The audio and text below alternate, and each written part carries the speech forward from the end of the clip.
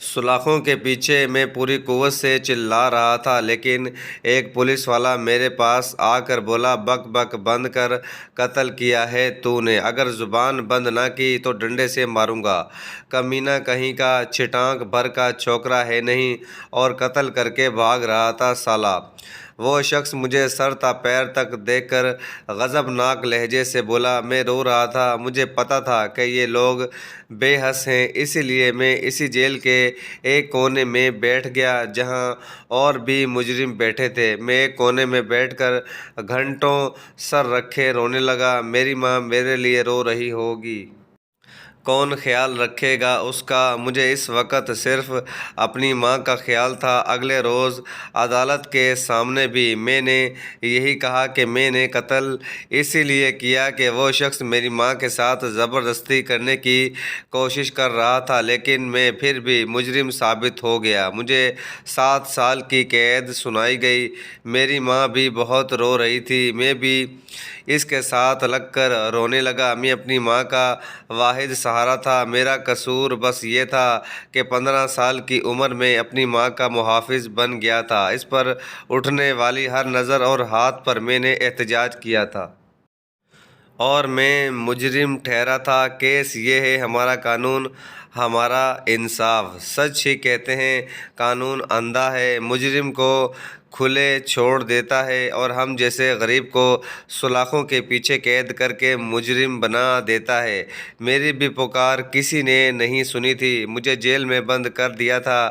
میں روتا رہا کہ مجھے چھوڑ دو۔ وہ شخص میری ماں کے ساتھ گناہ کر رہا تھا، میری ماں کے وقتی پاگل پن کا فائدہ اٹھا رہا تھا۔ میری والدہ کو میرے والد کے مرنے کے بعد صدمے سے دورے پڑنے لگے تھے، کیونکہ میرے والد کے انتقال کے بعد پے در پے ہم پر اتنی مشکلات آئی کہ میری ماں ذہنی مریضہ ہو گئی تھی۔ کبھی تو وہ بالکل ٹھیک ہو جاتی، لیکن کبھی بالکل دیوانہ سی۔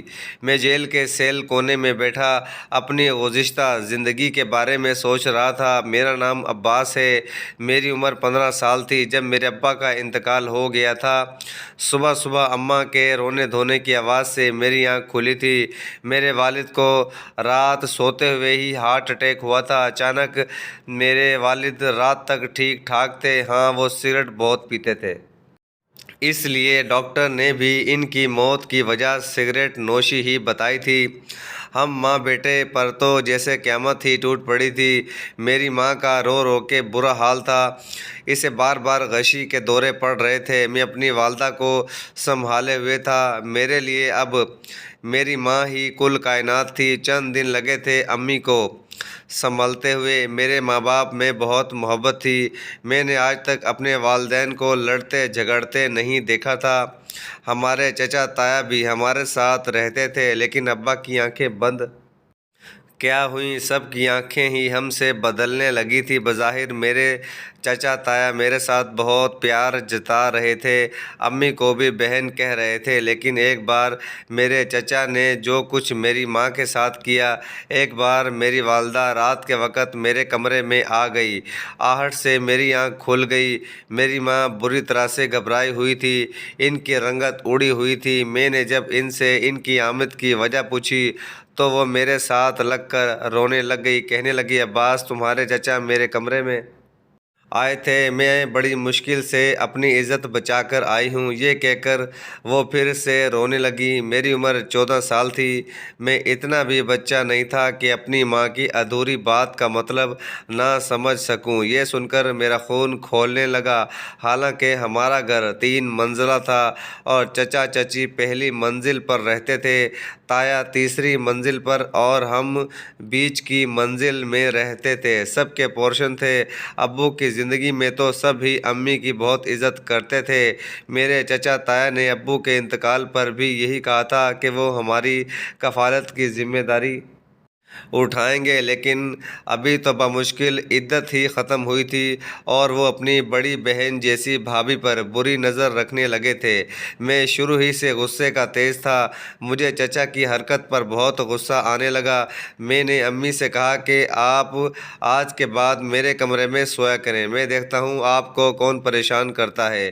اس کے بعد میرا دل ہی نہیں چاہتا کہ میں اپنے چچا کی عزت بھی کروں، اور اس لائق ہی نہیں تھے، لیکن مجبوری یہ تھی کہ اس وقت ہمارا خرچہ وہی لوگ اٹھا رہے تھے۔ ایک بار چچا رات کے کھانے کے بعد ہمارے پورشن میں آ گئے، مجھے انہیں دیکھ کر غصہ آنے لگا۔ میں لاؤنج میں ہی بیٹھا تھا، امی میرے کمرے میں تھی، وہ مجھ سے کہنے لگے عباس بھابھی کہاں ہیں، انہیں بلاؤ۔ میں نے غصے سے انہیں دیکھ کر کہا کہ آپ کو امی سے کیا کام ہے؟ وہ کہنے لگے مجھے ان سے مہینے بھر کے راشن کا پوچھنا ہے تاکہ میں کل ہی راشن لا دوں۔ میں سمجھ گیا تھا کہ چچا کی نیت اچھی نہیں ہے، وہ تنہائی میں میری امی سے بات کرنے کے لیے آئے ہیں۔ میں نے کہا آپ ابھی یہاں سے جائیں، کل میں آپ کو خود راشن کی پرچی دے جاؤں گا۔ میرا لہجہ ترش تھا، میری ماں اب میری ذمہ داری تھی۔ چچا میرے اکھڑے لہجے کو سن کر کہنے لگے تم کس لہجے میں بات کر رہے ہو؟ کیا تمیز بھول گئے ہو؟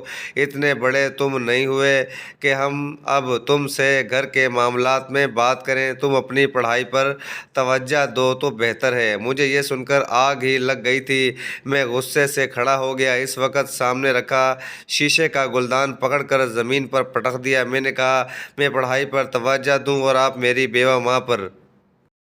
میری بات سن کر وہ مجھے یوں حیرت سے دیکھنے لگے جیسے میں نے کوئی انوکھی بات کر دی ہو۔ انہوں نے میرے منہ پر تھپڑ مار دیا، مجھے ڈانٹنے لگے۔ شور کی آواز سن کر امی بھی کمرے سے باہر آ گئی۔ میں اتنے غصے میں تھا کہ میں نے چچا کا گریبان پکڑ لیا، اتنا تماشا لگایا کہ تایا بھی اوپر آ گئے۔ چچا کہنے لگے یہ جھوٹی بکواس کر رہا ہے میرے بارے میں بھابھی کو اپنی بڑی بہن سمجھتا ہوں۔ میں نے چچا کی بات بیچ میں ہی کاٹ دی۔ میں نے کہا یہ جھوٹ بول رہے ہیں، یہ رات کو میری ماں کے کمرے میں آئے تھے۔ تایا نے چچا کا ساتھ دیا اور کہا میں ابھی کہ ابھی اپنی ماں کو لے کر ہمارے گھر سے دفع ہو جاؤ۔ میں نے کہا میرے باپ کا حصہ دو، میں اپنی ماں کو لے کر چلا جاؤں گا۔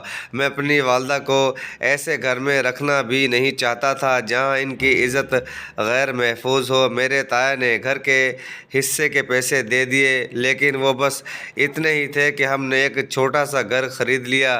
اس سے گھر کے اخراجات چلانا اور مشکل تھا، اسی لیے میں نے پڑھائی چھوڑ دی تھی، کیونکہ اب کمانے والا گھر پر میرے علاوہ کوئی نہیں تھا۔ میں نے ایک ورک شاپ پر کام کرنا شروع کر دیا۔ میں نے کام سیکھنے میں دن رات ایک کر کے محنت کی تھی، یہی وجہ تھی کہ میں 6 ماہ میں ہی کام سیکھ چکا تھا۔ میرا مالک مجھ سے بہت خوش تھا، مجھے تنخواہ کے ساتھ کچھ بونس بھی دے دیتا تھا۔ میں صبح کا گھر سے نکلا، جب رات کو گھر لوٹتا تو ماں کا اداس چہرہ دیکھ کر میرا دل کٹنے لگتا۔ میری ماں گم سم سی ہو کے رہ گئی تھی۔ میں گھر آ کر بھی اپنی والدہ کا بہت خیال رکھتا تھا۔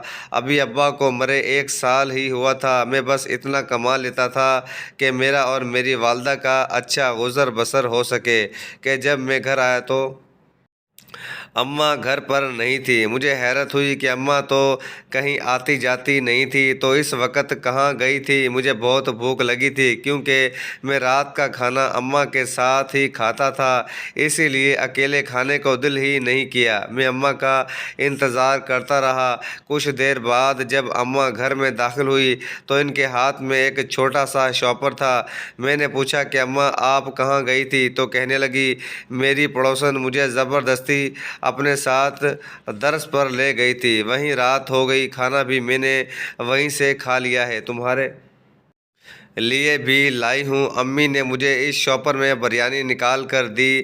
میں نے بھی سوچا کہ چلو یہ تو اچھی بات ہے کہ میری ماں پڑوس والی خالہ کے ساتھ درس پر چلی گئی، ورنہ تو وہ گھر پر اداس بیٹھی رہتی ہیں۔ اب تو امی کا معمول سا بنتا جا رہا تھا کہ وہ روز درس پر چلی جاتی اور جب واپس لوٹ کر آتی تو بہت خوش ہوتی۔ میری والدہ مجھ سے کہتی کہ تمہیں پتہ ہے کہ لوگ اب مجھ سے کیا کیا باتیں کرنے لگے ہیں۔ امی کبھی کبھی جب بہت پریشان ہوتی تو مجھ سے بات کرنے لگتی۔ میں نے کہا آپ سے کسی نے کچھ کہا ہے؟ وہ کہنے لگی لوگ کہتے ہیں کہ تم ابھی جوان ہو، دوسری شادی کر لو۔ یہ سن کر مجھے لوگوں کی سوچ پر افسوس ہونے لگا تھا کہ عورت کو کسی حال میں جینے نہیں دیتے۔ بے شک میری ماں جوان دکھتی تھی لیکن وہ میرے باپ سے بے تحاشا محبت کرتی تھی، پھر میں بھی تھا۔ اگر میری ماں دوسری شادی کر لیتی تو میں کہاں جاتا؟ میں نے امی سے غصے سے کہا کہ وہ ایسی عورتوں سے سخت لہجے میں بات کیا کریں۔ وہ کہنے لگی اسی لیے تو میں کہیں آتی جاتی نہیں ہوں۔ میری والدہ پھر سے اکیلی گھر پر رہنے لگی تھی، ہر وقت مجھ سے ابو کی باتیں کرتی رہتی، لیکن ایک جو کچھ ہوا اس نے میری زندگی بدل کے رکھ دی۔ جب ہی میں کمرے کے اندر داخل ہوا تو امی بہت پریشان تھی، ان کا دوپٹہ اترا ہوا تھا اور بال بکھرے ہوئے تھے۔ کہنے لگی عباس تمہارے ابا ابھی میرے پاس آئے تھے، ابھی یہیں تھے میرے پاس۔ یہ سن کر مجھے حیرت سی ہوئی تھی۔ میں نے کہا امی آپ کو کیا ہو گیا؟ ابا تو مر چکے ہیں، وہ کیسے واپس آ سکتے ہیں؟ میری بات سن کر وہ رونے لگی۔ کہنے لگی میں سو رہی تھی، کمرے میں اندھیرا تھا، مجھے لگا تمہارے ابا میرے پاس آئے ہیں، انہوں نے مجھ سے باتیں بھی کی تھی۔ مجھے اپنی امی کی ذہنی حالت ٹھیک نہیں لگ رہی تھی۔ میں نے کہا آپ کو کیا ہو گیا ہے؟ آپ نے خواب دیکھا ہوگا۔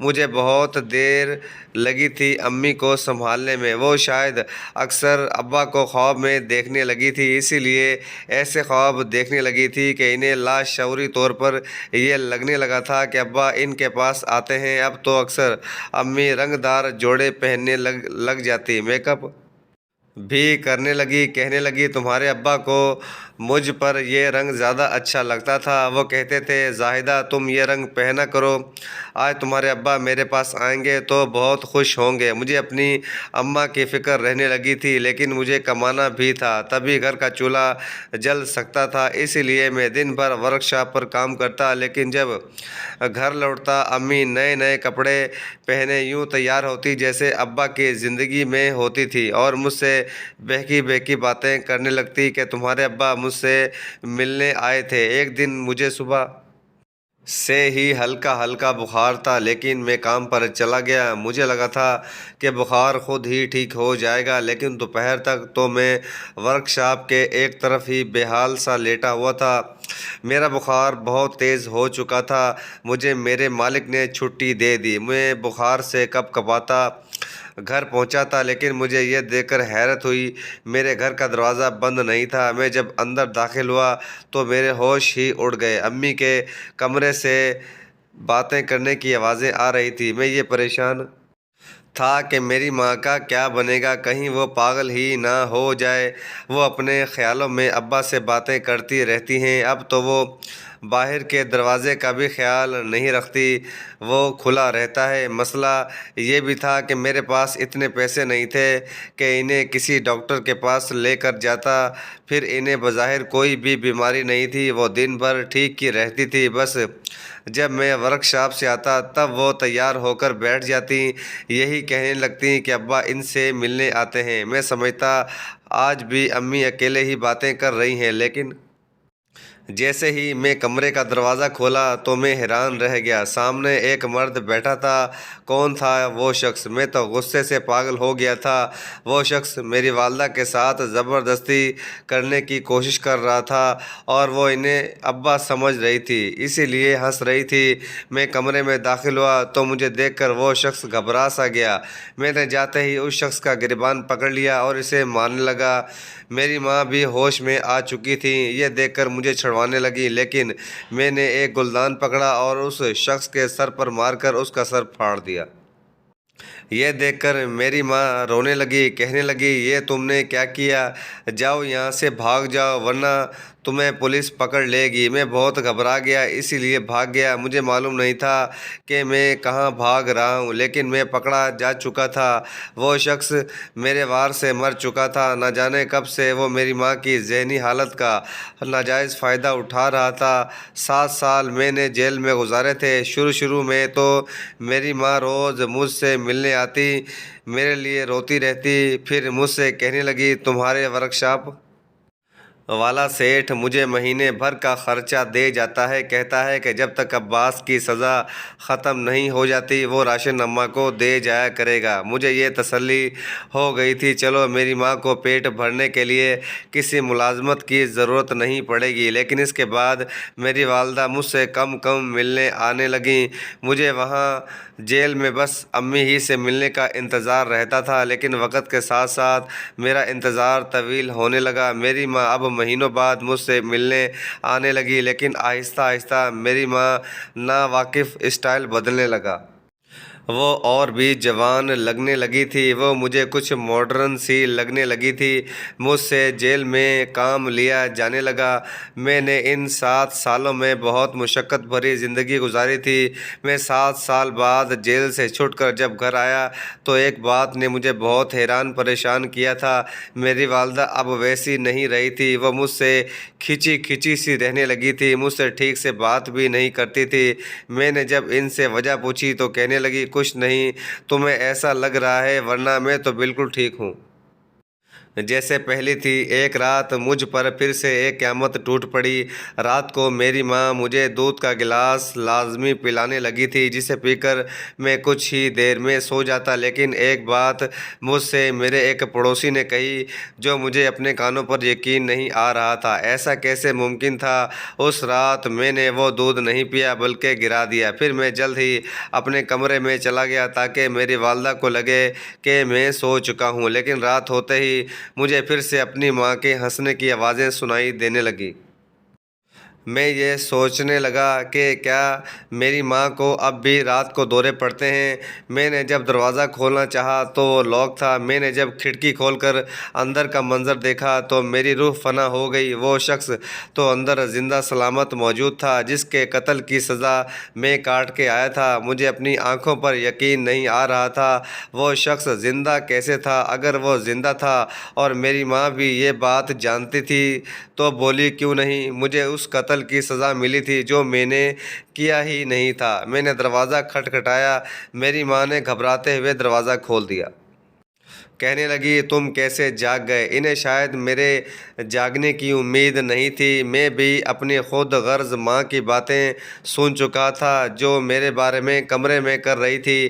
میری سگی ماں مجھے دودھ میں سلو پوائزن دے رہی تھی تاکہ میں مر جاؤں اور وہ اس اجنبی کے ساتھ گناہوں بھری زندگی گزارے۔ میں نے امی سے کہا میں سب کچھ سن چکا ہوں، میں جانتا ہوں کہ آپ اس وقت کمرے میں اکیلی نہیں ہیں، کیونکہ مجھے محلے کا شخص سب کچھ بتا چکا ہے کہ میرے گھر پر ایک شخص بہت آتا جاتا ہے اور تمہاری والدہ اکثر اسی کے ساتھ نظر آتی ہیں۔ وہ شخص کئی راتیں میرے گھر گزار چکا ہے۔ میری ماں اس وقت میرے سامنے نظریں جھکائے کھڑی تھی۔ میں نے کہا وہ شخص زندہ تھا، لیکن آپ نے سچ چھپا کر مجھے جیل بھیج دیا۔ میں آپ کی خاطر جیل میں سزا بھگتتا رہا اور آپ اسی شخص کے ساتھ گناہ کرتی رہیں۔